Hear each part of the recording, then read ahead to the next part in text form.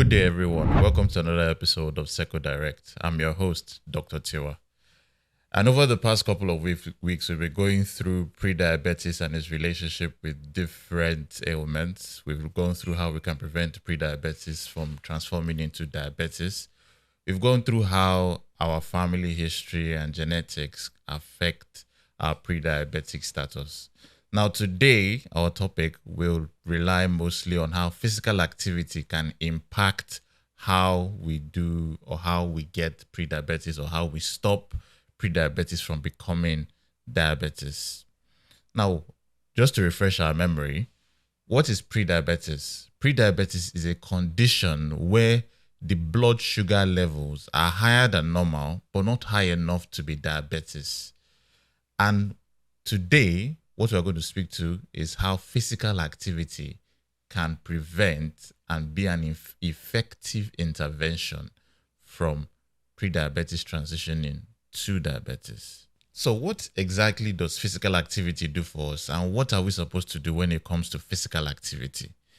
Now, regular exercise has shown to improve insulin. Remember, insulin is a component, is something that helps the sugar that comes into your blood to be moved to different tissues. Now, when you regularly exercise, it makes that insulin very sensitive to any sugar. Like if anything sugary enters into your blood, it's quick to get it out of there. Now, this will help reduce the risk of type 2 diabetes. It doesn't have to be jumping up and down, rigorous exercise, walking, running, swimming. Those things can make you feel more active. Now, there's some things that you can do from time to time to make sure that you fit this physical activity that is meant to be done. Now, all of us have phones that have trackers that make sure to count our steps. Having more than a sedentary lifestyle, I know most of us that do 9 to 5 usually sit all day. But once you can adjust your lifestyle, making sure that you get up from time to time, take your few steps, put on that application on your phone to track your steps, and make sure you do at least 7,000 to 9,000 steps a day. You can do different things on your weekends, find a way to do things with your children, make sure that you find that inner child in you to go and to get more hobbies, as the case may be. Dancing is very well recommended for you to do. You can also run around and play around. Find things that are fun, that make you smile to do. Another thing that is very, very, very good to do is making sure you add some flexibility to your exercise. Stretching from time to time, early in the morning before going to work. Stretching once you get back from work, especially because you sit for such a long time. For people that sit, of course, when they work.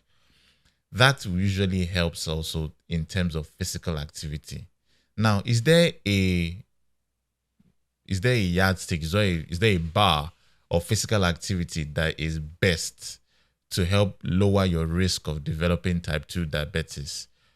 Now, from the American Diabetes Association, they recommend at least 150 minutes of moderate intensive aerobic activity spread out over 3 days, along with muscle strengthening activities for 2 or more days a week.